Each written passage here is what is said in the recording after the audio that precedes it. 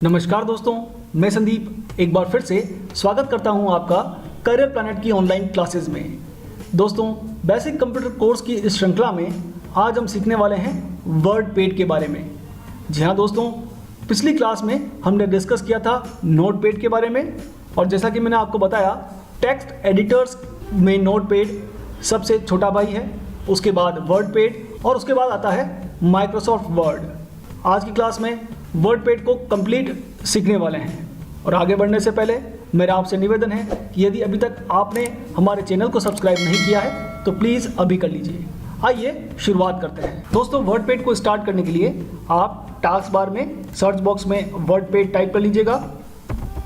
WordPad जैसे आप type करेंगे ऊपर आपको डेस्कटॉप ऐप वर्डपैड दिखाई देगी। इस पर आप या तो क्लिक कर दीजिए या एंटर प्रेस कर दीजिएगा तो वर्डपैड आपकी स्क्रीन पर ओपन हो जाएगा। अदरवाइज आप स्टार्ट मेनू का प्रयोग करते हुए ऑल ऐप्स में फिर से स्क्रॉल डाउन करते हुए W पर आपको आना है। W पे विंडोज़ एसेसरीज़ में लास्ट में आपको दिखाई देगा वर्डपैड। यहाँ से भी आप वर्डपैड को ओपन कर सकते हैं, और सबसे आसान तरीका है कि आप इसका शॉर्टकट अपनी डेस्कटॉप स्क्रीन पर बना लीजिए। उसके लिए फिर से आपको स्टार्ट मेनू में जाना है, स्क्रॉल करते हुए W पर, फिर विंडोज़ एसेसरीज़ में वर्डपैड को यहाँ से आप ड्रैग करते हुए अपनी डेस्कटॉप स्क्रीन पर ड्रॉप कर दीजिएगा। ऑटोमेटिकली वर्डपैड का शॉर्टकट आपको मिल जाएगा, और यहाँ से डबल क्लिक करते हुए आप वर्डपैड को ओपन कर पाएंगे। वर्डपैड जैसे ही आप ओपन करेंगे आपको यहाँ पर एक अलग इंटरफेस दिखाई देगा जो हमने नोटपैड में देखा था। तो नोटपैड में दोस्तों इंटरफेस बिल्कुल अलग था, वर्डपैड का इंटरफेस बिल्कुल अलग है। यहाँ आप देखिएगा दोनों सॉफ्टवेयर मैंने आपके सामने ओपन कर दिए हैं। ये हमारा नोटपैड है और ये वर्डपैड है। वर्डपैड में हमें टेक्स्ट फॉर्मेटिंग के लिए बहुत सारे ऑप्शन मिलते हैं, जबकि नोटपैड में सिर्फ आप सिंपल टेक्स्ट को टाइप कर सकते हैं। नोटपैड में जो फाइल हम तैयार करते हैं उसका एक्सटेंशन .txt होता है, जबकि वर्डपैड में तैयार की गई फाइल का एक्सटेंशन .rtf होता है, रिच टेक्स्ट फॉर्मेट। आइए अब वर्डपैड के इंटरफेस को जानने का प्रयास करते हैं। सबसे पहले ऊपर की तरफ आपको जो बार दिखाई दे रही है इसे हम टाइटल बार बोलते हैं। इसमें आपको डॉक्यूमेंट का टाइटल दिखाई देगा, मिनिमाइज, मैक्सिमाइज और कैंसिल बटन दिखाई देंगे, और कुछ क्विक एक्सेस बटन्स भी यहाँ पर आपको मिलेंगे। इन्हें हम क्विक एक्सेस टूल बार कहते हैं, जिसमें आपको सेव का बटन मिल रहा है, अंडू और रीडू का बटन मिल रहा है। दोस्तों, इसके बाद हमें यहाँ पर फाइल मेनू देखने को मिलता है, साथ में होम और व्यू दो टैब्स मिलती हैं। जैसे आप होम पर क्लिक करते हैं या व्यू पर क्लिक करते हैं तो उसके साथ साथ जितने भी कमांड्स आपको पहले नोटपैड में मेनू के रूप में मिल रहे थे, वैसे ही कमांड्स अब हमें यहाँ पर रिबन के रूप में मिलते हैं, और इसकी वजह से हमारा काम भी आसान हो जाता है। अब यदि यहाँ पर आपने गलती से डबल क्लिक कर दिया तो ये रिबन हाइड हो जाता है, छुप जाता है। इस पर डबल क्लिक फिर से आपको करना है तो ये आपकी स्क्रीन पर हमेशा बने रहेंगे। नीचे आपको एक स्केल दिखाई दे रहा है, इस स्केल को हम रूलर कहते हैं। ये हॉरिजॉन्टल रूलर है, और इसके बाद कर्सर यहाँ पर पेज पर ब्लिंक कर रहा है। ये हमारा डॉक्यूमेंट एरिया है, पेज है जहाँ पर हम अपना टेक्स्ट टाइप करेंगे, और नीचे की तरफ लास्ट में बॉटम में आपको स्टेटस बार यहाँ पर दिखाई दे रही है। तो ये इसका इंटरफेस है, और यहाँ काम करने के लिए हमें फिर से टेक्स्ट टाइप करना होगा, और होम टैब के अंदर पहले आपको कट, कॉपी और पेस्ट दिखाई दे रहा है, जिसके बारे में हम पहले ही डिस्कस कर चुके हैं। यदि आपने अभी तक हमारा नोटपैड वाला वीडियो नहीं देखा है तो आप उसे ज़रूर देख लीजिएगा, ताकि बेसिक सारे ऑपरेशंस आपके क्लियर हो जाएं। उसके बाद जब हम आगे बढ़ते हैं तो यहाँ पर फ़ॉन्ट सेक्शन दिया गया है। फ़ॉन्ट मीन्स टेक्स्ट, अक्षर, और टेक्स्ट के साथ काम करने के लिए हमें यहाँ पर बहुत सारे कमांड दिए गए हैं। दोस्तों, किसी भी ऑप्शन का यूज़ करने से पहले आपको टेक्स्ट को सेलेक्ट करना आवश्यक है। टेक्स्ट को सेलेक्ट करने के लिए आप माउस के कर्सर को टेक्स्ट के आगे रखिएगा। माउस का लेफ्ट बटन प्रेस करते हुए आपको इस तरह से इसे ड्रैग करना है माउस को, और जहाँ तक आपको टेक्स्ट सेलेक्ट करना है वहाँ तक ले जाकर इसे छोड़ देना है। अब आप इन्हें गहरा काला करना चाहें तो बोल्ड बटन का यूज़ कर सकते हैं। इटालिक यानी हल्का सा तिरछा करना चाहें टेक्स्ट को तो तिरछा कर सकते हैं। अंडरलाइन का यूज़ कर सकते हैं। इसी तरह से उन्हें हटाना चाहें तो फिर से आप क्लिक करेंगे, जो इफेक्ट आपने अप्लाई किया था वो वापस से हट जाएगा। अगला हमारे पास ऑप्शन दिया गया है स्ट्राइक थ्रू। आप यदि अपने टेक्स्ट में बीच में लाइन लाना चाहें, टेक्स्ट के बीच में लाइन करने के लिए हमें स्ट्राइक थ्रू ऑप्शन का यूज़ करना पड़ता है।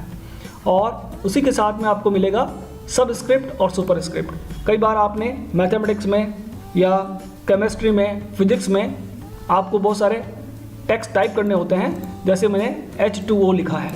अब ये टेक्स्ट काफ़ी छोटा है, इसलिए मैं इसको सेलेक्ट करूँगा और यहाँ से टेक्स्ट की साइज़ को बड़ा कर दूँगा। टेक्स्ट की साइज़ हमारी बड़ी हो रही है। अब H2O में दोस्तों 2 को मुझे नीचे की तरफ लाना है, तो नीचे के लिए हमें यूज़ करना पड़ता है सबस्क्रिप्ट। देखिए H2O, 2 यहाँ पर नीचे की तरफ आ गया है। यदि आप ऐसा कोई टेक्स्ट लिख रहे हैं जिसमें आपको पावर के रूप में ऊपर की तरफ किसी टेक्स्ट को लाना हो, तो आपको यूज़ करना पड़ता है सुपरस्क्रिप्ट। जैसे स्क्वायर आपको कभी लिखना है तो उसके लिए आपको सुपरस्क्रिप्ट का यूज़ करना होगा। आगे दे रखा है टेक्स्ट हाइलाइटर। आप किसी भी टेक्स्ट को हाईलाइट करना चाहते हैं, कोई इंपॉर्टेंट टेक्स्ट मार्क करना चाहते हैं, कोई इंपॉर्टेंट बात बताना चाहते हैं, तो उसके लिए आपको टेक्स्ट हाइलाइटर का यूज़ करना होगा। आप टेक्स्ट को हाईलाइट कर सकते हैं कि ये लाइन इंपॉर्टेंट है, ये लाइन हमें मीटिंग में डिस्कस करनी है, इस लाइन के बारे में भी बात करनी है। तो इस तरह से आप अपने टेक्स्ट को हाईलाइट कर सकते हैं। और टेक्स्ट हाईलाइट करने के बाद यदि आप हाईलाइटर को हटाना चाहें तो फिर से आपको टेक्स्ट हाईलाइटर में जाना है और नो कलर पर क्लिक कर देना है। इसी के साथ में आपको फ़ॉन्ट कलर भी मिलेगा। आप अपने टेक्स्ट के फ़ॉन्ट कलर्स, कैरेक्टर्स के कलर्स को चेंज कर सकते हैं। जो कलर आपको ठीक लगे, यहाँ से उस कलर का यूज़ करते हुए आप डेकोरेटिव टेक्स्ट को तैयार कर सकते हैं। ऊपर की तरफ आपको 2 ए दिखाई दे रहे हैं। एक ए ग्रो फॉन्ट, यदि फॉन्ट की साइज़ को हमें बड़ा करना है तो आप यहाँ क्लिक कीजिएगा। फॉन्ट साइज़ इंक्रीज़ हो रही है और जस्ट इसके पास में श्रिंक फॉन्ट ऑप्शन मिलेगा, जिसके माध्यम से आप फॉन्ट की साइज़ को छोटा कर सकते हैं। यही ऑप्शन आपको यहाँ पे भी मिलेगा, जहाँ पर नंबर्स लिखे हुए हैं। नंबर्स के माध्यम से आप टेक्स्ट की साइज़ को बड़ा कर सकते हैं और छोटा कर सकते हैं। उसके जस्ट पास में आपको फॉन्ट स्टाइल मिलेगा। आप अलग अलग स्टाइल में अपने टेक्स्ट को टाइप करने के बाद डिज़ाइन कर सकते हैं। जैसा आपको ठीक लगे उस तरह का फॉन्ट स्टाइल यहाँ से सेलेक्ट कर सकते हैं। अगला सेक्शन हमारा होम टैब में पैराग्राफ है। यहाँ पर पैराग्राफ्स को अलाइन करने के लिए बहुत सारे ऑप्शन दिए गए हैं। बेसिक अलाइनमेंट, लेफ़्ट अलाइनमेंट होता है। जब हम टाइप करते हैं तो लेफ़्ट से ही लिखना चालू करते हैं। और यदि आप किसी टेक्स्ट को सेंटर में लाना चाहें तो आप सेंटर अलाइनमेंट का यूज़ कर सकते हैं। जनरली सेंटर अलाइनमेंट हमें कोई टाइटल लिखना होता है, जैसे मैंने यहाँ लिख दिया यू कैन विन। ये हमारा डॉक्यूमेंट का टाइटल है। हम इस टाइटल को सेंटर में लाना चाहते हैं तो हमें सेंटर पर क्लिक करना है, तो ये टेक्स्ट सेंटर में हो गया। लेफ़्ट अलाइन, सेंटर अलाइन और राइट अलाइन। आप राइट पे ले आ सकते हैं, सेंटर में ला सकते हैं या लेफ़्ट में सेट कर सकते हैं। इसी तरह से आगे हमें ऑप्शन मिलता है जस्टिफाई। जब भी हम कोई पैराग्राफ लिखते हैं तो आप ध्यान दीजिएगा कि पैराग्राफ के आगे की तरफ यानी लेफ़्ट साइड में सारे टेक्स्ट बराबर हैं, एक ही जगह से स्टार्ट हो रहे हैं। पर पीछे की तरफ देखिएगा तो जिग-जैग हो रहा है, टेढ़े मेढ़े हो रहे हैं। तो पीछे और आगे दोनों तरफ से पैराग्राफ के टेक्स्ट लाइंस बराबर हो जाएं, उसके लिए हमें जस्टिफाई का यूज़ करना होता है। लेकिन इसको यूज़ करने के लिए आपको उस पैराग्राफ में अपने कर्सर को रखना है।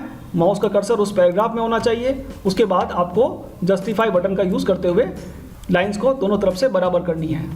अगला आपको ऑप्शन मिलेगा पैराग्राफ। इस ऑप्शन के माध्यम से आप अपने पैराग्राफ में लेफ्ट में कितनी जगह छोड़ना चाहते हैं, राइट में कितनी जगह छोड़ना चाहते हैं, पर्टिकुलर फर्स्ट लाइन में कितनी जगह छोड़ते हुए फिर पैराग्राफ को सेट करना चाहते हैं, तो वो ऑप्शन आपको यहाँ मिलेंगे। लाइन स्पेसिंग, एक लाइन और दूसरी लाइन में कितना स्पेस आपको देना है वो भी आप यहाँ से सेट कर सकते हैं। इसी तरह से आपको ऊपर मिलेगा डिक्रीज इंडेंट और इसके पास में इंक्रीज इंडेंट।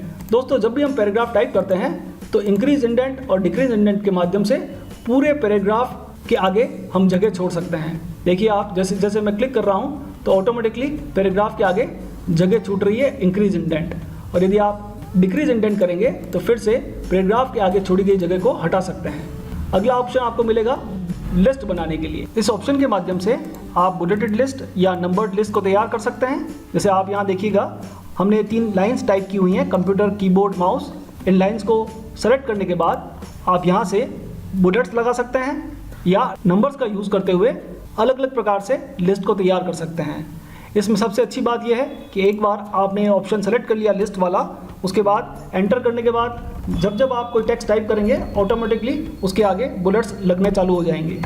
यदि आप बुलेट लिस्ट को एंड करना चाहें तो आपको 2 बार एंटर प्रेस करना है और लिस्ट यहाँ पर कंप्लीट हो जाएगी। लिस्ट के आगे आपको ऑप्शन मिलेगा लाइन स्पेसिंग का। दोस्तों, जो आपने पैराग्राफ टाइप किया है, यदि आप उसमें लाइन स्पेसिंग चेंज करना चाहें बाय डिफ़ॉल्ट 1.25 लाइन का गैप रहता है। यदि आप उसे बढ़ाना चाहें, 1.5 लाइन का गैप करना चाहें, 1 लाइन का गैप करना चाहें, 2 लाइन का गैप करना चाहें, तो वो आप यहाँ से लाइन स्पेसिंग को सेट कर सकते हैं। इसके बाद अगला जो सेक्शन है वो इंसर्ट से संबंधित है। इस सेक्शन के माध्यम से आप अपने डॉक्यूमेंट में पिक्चर इंसर्ट कर सकते हैं। इंसर्ट पिक्चर पर आप क्लिक कीजिएगा और जिस जगह पर फोटोग्राफ रखे हुए हैं उस लोकेशन से कोई भी पिक्चर को आप यहाँ पर इंसर्ट कर सकते हैं, अपने डॉक्यूमेंट में ला सकते हैं। इस तरह से एक और सॉफ्टवेयर होता है पेंट ब्रश, उसमें आप जो भी डिज़ाइन तैयार करेंगे उस डिज़ाइन को भी आप अपने वर्डपैड डॉक्यूमेंट में इंसर्ट कर सकते हैं। एक बार फिर से देख लेते हैं। सबसे पहले आपको पेन ड्राइंग ऑप्शन पर क्लिक करना है। यहाँ आप जो भी ड्रॉ करेंगे, हालांकि आने वाली क्लास में मैं पेंट ब्रश के बारे में आपको डिटेल में समझाने वाला हूँ, किस तरह से आपको इसका यूज़ करना है वो आपको डिटेल में मैं बताऊँगा। पर यहाँ पर वर्डपैड के साथ आप पेंट ब्रश यूज़ करना चाहते हैं, उसमें जो भी ड्राइंग करेंगे वो ड्राइंग आपको ऑटोमेटिकली यहाँ पर अपने डॉक्यूमेंट में वर्डपैड में इंसर्ट हो जाएगी, आपको यहाँ पर दिखाई देगी। दोस्तों अगला ऑप्शन मिलेगा आपको डेट एंड टाइम इंसर्ट करने के लिए।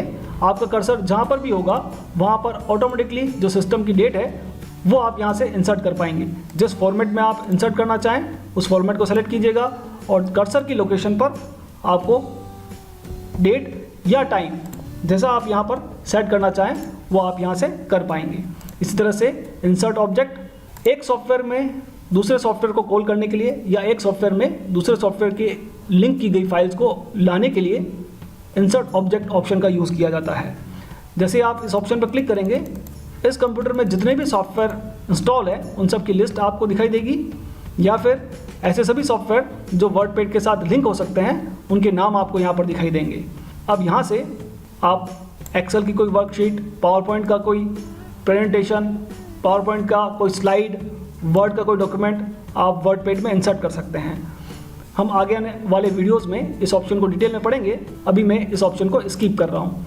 इसी तरह से फाइंड, रिप्लेस और सेलेक्ट ऑल, इन सारे ऑप्शंस को हम पहले से ही नोटपैड में डिटेल में डिस्कस कर चुके हैं। तो पहला टैब था होम टैब, अगला है व्यू टैब। इसमें आप अपने डॉक्यूमेंट की जूमिंग को सेट कर सकते हैं। जूम इन, डॉक्यूमेंट का जूम बढ़ रहा है। यही ऑप्शन आपको नीचे स्टेटस बार में भी दिखाई देंगे। माइनस और प्लस के साथ आप जूम इन कर सकते हैं, माइनस के साथ आप जूम आउट कर सकते हैं। और जब आप जूम इन और जूम आउट कर लें और आपको नॉर्मल जूम करना है तो यहाँ पर आपको ऑप्शन दिया गया है 100% नॉर्मल जूम को रिप्रेजेंट करेगा। दोस्तों यहाँ पर व्यू टैब में आप रूलर को और स्टेटस बार को हाइड कर सकते हैं और शो कर सकते हैं। रूलर ऑप्शन पर आप क्लिक करेंगे तो देखिएगा ऊपर से जो स्केल आ रहा था वो गायब हो गया है, हट गया है, चुप गया है। वापस लाने के लिए आपको यहाँ पर भी आपको यहाँ पर क्लिक करना है, हटाने के लिए भी यहाँ पर आपको क्लिक करना है। इस तरह से नीचे बॉटम में स्टेटस बार आप हाइड कर सकते हैं और वापस शो भी कर सकते हैं। अगला सेक्शन है वर्ड रैप। दोस्तों जैसा कि नोटपैड में हमने पढ़ा था कि नोटपैड में जब आप टाइप कर रहे थे पेज का एंड होने पर भी लाइन चेंज नहीं हो रही थी, कर्सर नेक्स्ट लाइन में नहीं आ रहा था। लेकिन यहाँ आप देखेंगे जैसे ही हम कोई लाइन टाइप करेंगे तो लाइन ऑटोमेटिकली रूलर के एंड होने तक ही चलेगी और उसके बाद ऑटोमेटिकली कर्सर नेक्स्ट लाइन में आ जाएगा। उसके ऑप्शन आपको वर्ड रैप में मिलेंगे। अभी आप नो रैप कर देंगे, नोटपैड की तरह ही ये लाइन एंड नहीं होगी, आगे तक चलती जाएगी। और रैप टू विंडो कर देंगे तो रूलर का कोई मीनिंग नहीं निकलेगा। जहाँ तक आपको विंडो दिखाई दे रही है, पूरा जो स्क्रीन दिखाई दे रहा है वहाँ तक लाइन चलेगी। और रैप टू रूलर कर देंगे तो आपका रूलर जहाँ एंड हो रहा है वहीं तक लाइन टाइप करने के बाद एंड हो जाएगी और कर्सर नेक्स्ट लाइन में आ जाएगा। अगला ऑप्शन मेजरमेंट यूनिट्स का है कि आप वर्डपैड में किस तरह से मेजरमेंट करना चाहते हैं, इंचेस में, सेंटीमीटर्स में, पॉइंट्स में, पिकास में। तो बाय डिफ़ॉल्ट इंचेस ही है और आप इसे ही रहने दीजिएगा। तो दोस्तों आज की क्लास में हमने डिटेल में वर्डपैड के बारे में सीखा है। उम्मीद है आप सारे ऑप्शंस की अच्छे से प्रैक्टिस करेंगे। दोस्तों यदि आज का हमारा ये वीडियो आपको पसंद आया हो, उपयोगी लगा हो, ज्ञानवर्धक लगा हो तो आप इसे ज़रूर लाइक करें, शेयर करें और कमेंट करें। आज के वीडियो में इतना ही, मिलते हैं अगले वीडियो में। तब तक के लिए खुश रहिए, सीखते रहिए, सिखाते रहिए। वीडियो देखने के लिए आपका बहुत बहुत धन्यवाद।